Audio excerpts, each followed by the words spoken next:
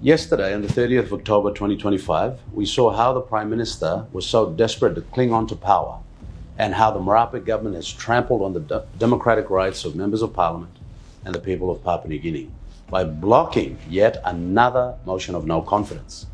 This is not governance or legal compliance or all the hogwash used by the Speaker of Parliament to justify blocking the vote. It is tyranny dressed in parliamentary procedure. Let's be very clear. James Marape has now occupied the Prime Minister's chair for 6 long years. 6 years of empty slogans, failed promises, and economic decay. Unlike his predecessor, Peter O'Neill, who, despite his faults, delivered tangible infrastructure and economic growth, Marape has no business acumen, no performance record, and no coherent development strategy. Marape has delivered chaos to PNG.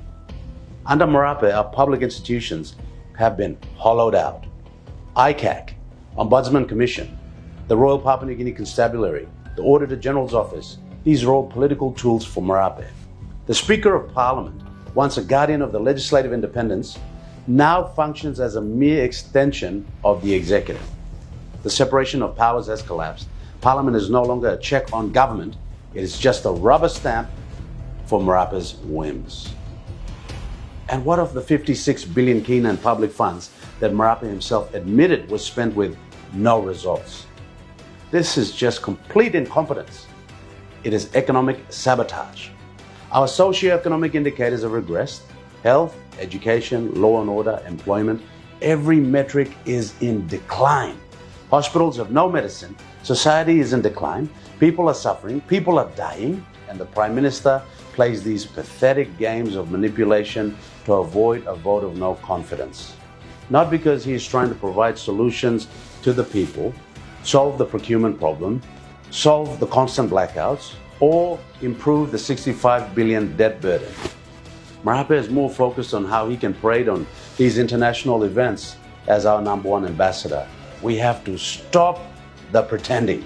This government has violated the Constitution by obstructing the lawful process of a vote of no confidence. The Constitution is not a convenience, it is the supreme law of the land. When the executive manipulates procedures to avoid accountability, it undermines every foundation of our democracy. This motion of no confidence is not just another political maneuver by the opposition, it is the lifeline for our nation. If we fail to act now, the 2027 elections will not be free, not be fair, and not be safe. There will be a bloodbath. On behalf of the people of Chwave and Simbu, we will go to the Supreme Court to rectify this egregious breach of the Constitution and move the motion of no confidence to depose the tyranny. We must restore integrity, restore accountability, and remove James Marape as the Prime Minister of our diverse and beautiful country. This is the VONC to save PNG.